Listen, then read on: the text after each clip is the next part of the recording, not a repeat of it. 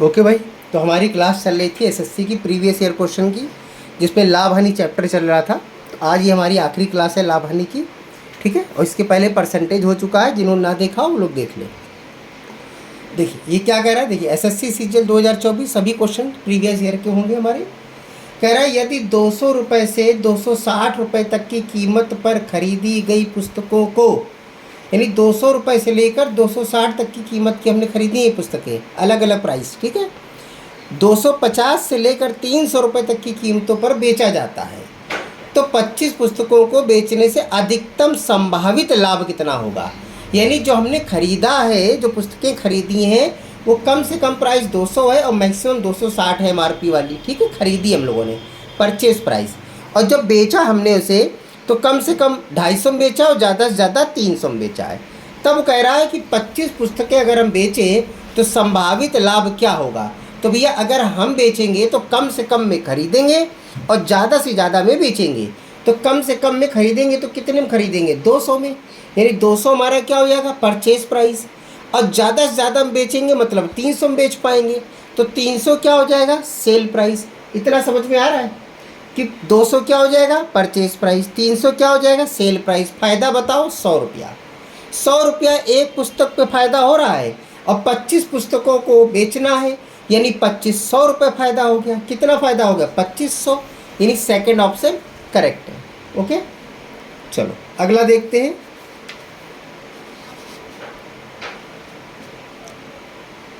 अब अगला क्या कह रहा है, देखिए कह रहा है एक व्यापारी 32% लाभ पर दाल बेचता है, ठीक है। 32% लाभ लेकर दाल बेच रहा है और वास्तविक वजन से 20% कम, 20% वजन से 20% कम का उपयोग करता है। लाभ का प्रतिशत बताइए। तो समझिए भैया कि 1 किलो में कितने ग्राम होता है, 1000 ग्राम होता है। इतना समझ में आ गया। अब 32% लाभ पर बेच रहा है, 1000 का 32% 320 ग्राम का तो फायदा यहाँ उठा रहा है। इतना बस समझ में आ गई। फिर कह रहा है वजन में 20% कम तौल रहा है, तो 1000 की जगह कितना दे रहा है, 800 ही दे रहा है, यानी 200 ग्राम का यहाँ फ़ायदा उठा रहा है। तो कुल मिलाकर जो फ़ायदा हो गया बेटा इसका, तो हो गया 520 ग्राम का कुल फ़ायदा हो गया। तो कुल फ़ायदा कितने परसेंट है, कितने पास से जा रहा है, उसके पास से 800 ग्राम का, ठीक है। बस इसको काट दीजिए आप, तो ये आ जाएगा 65%। ओके, तो 65% का उसको फ़ायदा हो रहा है, ठीक। चलो अगला देखते हैं क्वेश्चन।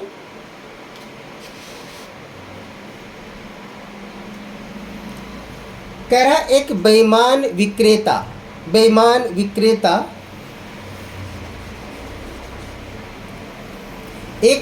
विक्रेता क्रय मूल्य पर 10% हानि पर वस्तु पर बेचता है, यानी क्रय मूल्य पर 10% हानि, लेकिन 50 ग्राम के स्थान पर 40 ग्राम का उपयोग करता है।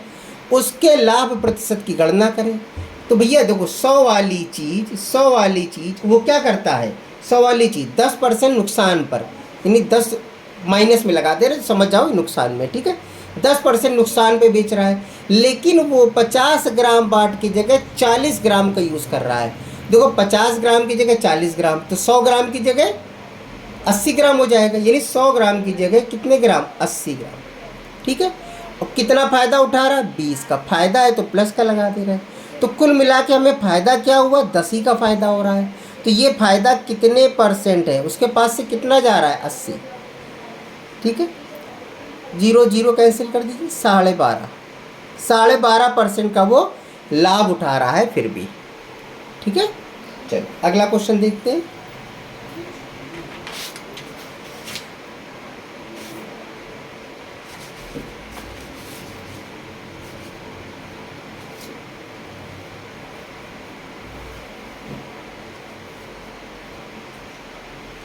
ठीक, देखिए कह रहा है एक व्यक्ति लिखा बेटा, ये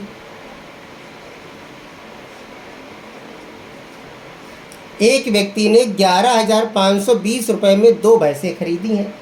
चलिए ठीक है भाई, 11,520 में 2 भैंस खरीदी। एक भैंस को 15% हानि पर और दूसरी भैंस को 19% के लाभ पर बेचा, ठीक है। यदि दोनों भैंसों का विक्रय मूल्य बराबर है, क्या है, विक्रय मूल्य बराबर है, सेल प्राइस बराबर है, तो पहली भैंस का क्रय मूल्य बताना है आपको, ठीक है। तो कुछ नहीं करना है यहाँ पर, देखिए सिंपल तरीका हमारा कि पहले तो विक्रय मूल्य बराबर है तो विक्रय मूल्य आप बराबर कर लीजिए। 15% हानि है यानी 85% इसका सेल प्राइस बन जाएगा।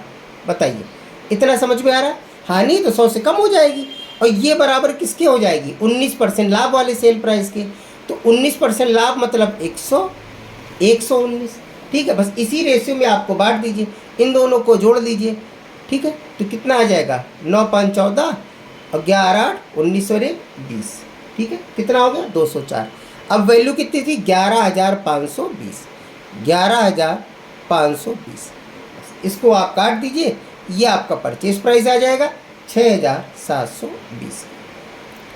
अगर आप इस वाले से करेंगे तब भी यही आंसर आएगा, ठीक है। लेकिन वो हानि वाला आएगा। कौन सा आ जाएगा? हानि वाला आ जाएगा, ठीक। चलिए अगला क्वेश्चन देखते हैं।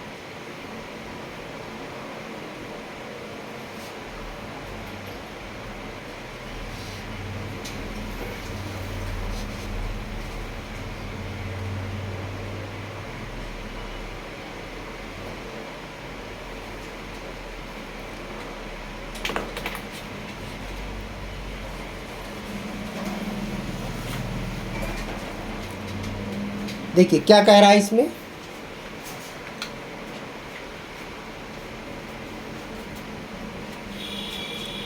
एक दुकानदार ने 2800 रुपये प्रत्येक घड़ी के हिसाब से 3 कलाई घड़ियाँ बेची हैं, यानी तीनों 2800 2800 2800 की हैं, ठीक है। यदि उसने ये घड़ियाँ क्रमशः 40 25 और 12% लाभ पर बेची होती तो उसका कुल लाभ प्रतिशत बताइए, ठीक है। यहाँ परसेंटेज ही पूछ रहा है, दशमलव के 2 अंक तक है। देखिए कितना नियर अबाउट आंसर है ये, लेकिन ये सीपीयू में आया है, सीजीएल का नहीं है, ठीक है। और इसके पहले वाला भी सीपीयू का ही था। तो अब समझते हैं भैया क्या कह रहा था। एक दुकानदार ने 2800 रुपये प्रत्येक के हिसाब से 3 कलाई घड़ियाँ बेची, यानी तीनों का सेल प्राइस बराबर है। यदि उसने ये घड़ियाँ इतने इतने % लाभ पर बेची होती तो भैया सेल प्राइस सबका बराबर है, तो बराबर सेल प्राइस करो पहले तो समझते हैं कैसे। देखिए पहला अगर 100 है परचेज, ठीक है, मान लेते हैं 100 है, तो पहला लाभ कितना था? 40, मतलब क्या हो जाएगा? 140। फिर अगर दूसरा 100 है परचेज तो सेल कितना हो जाएगा? 125। अगर 100 रुपये परचेज है तो सेल कितना हो जाएगा? 112, ठीक है। अब ऐसी कंडीशन में हमने देखा कि हमारा सेल प्राइस कम जाता है, तो पहले इसको वैल्यू छोटा कर लो, थोड़ा इसको छोटा करो। 20 से कटेगा 5 बार गया, 20 से कटा 7 बार गया, ठीक है। 25 से कटा 5 बार गया, 25 से कटा 4 बार गया, ओके। अब किससे कटेगा? 4 से कटेगा, 4 से कटेगा, 4 दूनी 8 और 4 32, ठीक है। 4 25 100। तो ये थोड़ा सा और वैल्यू को हमने छोटा कर लिया कि 5 में खरीदा, 7 में बेचा, 4 में खरीदा, 5 में बेचा, 25 में खरीदा, 28 में बेचा। अब ये सारे सेल प्राइस हैं, ये सब परचेज प्राइस। परचेज प्राइस पे ध्यान मत दो, सेल प्राइस बराबर करना है, क्योंकि यहाँ भी सेल प्राइस सबका 2800 2800 था। अब सेल प्राइस बराबर करने के लिए क्या करना है हमको, समझिए कि ये 7 है, ठीक है ना। इसमें अगर हम इस 5 का और यहाँ से 7 5 7 चौक 28, यहाँ से 4 का मल्टीप्लाई करें तो ये बराबर हो जाएगा। यहाँ से 28 का मल्टीप्लाई कर दे और यहाँ 5 का मल्टीप्लाई कर दे। अब देखिए ये वैल्यू सारी बराबर हो गई, सारी बराबर। 5 चौको 20, 7 दूनी 14, 140, 140 और 140, सेल प्राइस बराबर हो गई। देखो इतना करने के लिए अगर यहाँ पर आपने इसका इसका और इसका मल्टीप्लाई किया तो सेम मल्टीप्लाई इधर भी होगा, यानी 5 चौको 20 का मल्टीप्लाई इधर भी होगा बेटा, ठीक है। इधर 28 का किया तो इधर भी 28 का मल्टीप्लाई करोगे, इधर 5 का किया है तो इधर भी 5 का मल्टीप्लाई करोगे आप, ठीक। तो ये वैल्यू हो जाएगी 20 पंचे 100, 2800 को 112, ठीक है, और 25 पंचे 125। ये हमारे परचेज बने, ये हमारे सेल बने। तो कुल सेल हमारी 14 3 42 यानी 420 की बनी जाकर, और कुल परचेज बना 5 2 7 2 1 3 337, 337 की 337 की कुल हमारी परचेस बनी। तो इससे हमारा प्रॉफिट निकल आएगा कि 337 में सर खरीदा था, 420 में बेचा है, ठीक है। तो इससे हमारा क्या निकल आएगा? प्रॉफिट।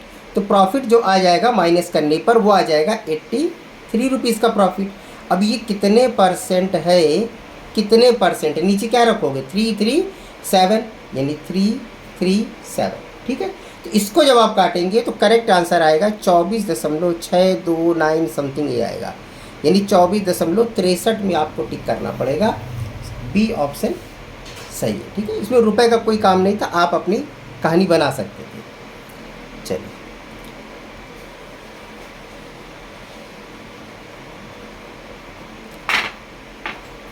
देखिए, इसके पहले जो एक क्वेश्चन किया है इसमें आपको कंफ्यूजन हो सकता है, मैं इसको फिर से ज़रा एक बार दिखा देता हूँ, ठीक है। इसको फिर से एक बार देख लेते हैं। एक व्यक्ति 11,520 रुपये में 2 भैंसें खरीदी उसने। एक भैंस को 15% हानि पर बेचा, हानि पर बेचा मतलब 85 में बेचा होगा, ठीक है। अब कह रहा है दूसरी भैंस को 19% लाभ पर बेचा, मतलब 119 में बेचा होगा। यदि दोनों का बराबर है विक्रय, देखो बराबर है, ये पहला हमने लिखा है, ये दूसरा, ये लॉस वाला है बेटा और ये प्रॉफिट वाला, ये तो पता ही चल रहा है, ठीक है।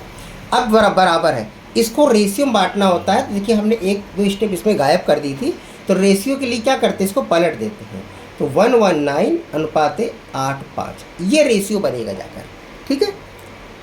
कह रहा पहली भैंस का, पहली भैंस मतलब जो इधर वाला होता है वो पहला ही होता है, क्योंकि घूम के वो इधर आ जाता है। ये स्टेप मैंने काट दी थी, शायद आपको ना समझ में आई हो, इसीलिए मैंने फिर से बता दे रहा हूँ कि इन दोनों को, ये जो इधर लिखा होता है ना इस गलटू में, ये पहला होता है, जो इधर लिखा होता है ये दूसरा होता है। पहली भैंस पूछी थी मैंने, इसी का निकाल दिया था, लेकिन एक्चुअली में वो इधर आया था, ये रेशियो में बना था। अब इसको आप रेशियो में बांट देंगे, ठीक है, तो ये बनेगा 204। अब ये दूसरी को पूछता प्रॉफिट वाला तो इधर वाला करते, लॉस वाला पूछता तो इधर वाला करते, मतलब ये आपस में अपोजिट हो जाता है, पलट जाता है, ठीक है। तो ये जो प्रॉफिट था ये इधर आ गया, इधर वाला इधर चला गया। अब इसको आप बांटना था 11,520 रुपये में, ठीक है। तो ये आप काटेंगे तब आएगा 6,720। अगर ये दूसरी वाले का पूछता तो फिर 85 का कट दे, 85 का, ठीक है, अपॉन 204 इंटू 11,520 ऐसे निकालते हैं, ओके। हो सकता है पहले वाले में आपको कन्फ्यूज़न हो गई, इसलिए मैंने इसको दोबारा से बता दिया, ठीक है। मिलते हैं हम लोग अगली क्लास में। तो आज से प्रॉफिट एंड लॉस खत्म, फिर अब अगला टॉपिक हम उठाएंगे इसमें। चलिए।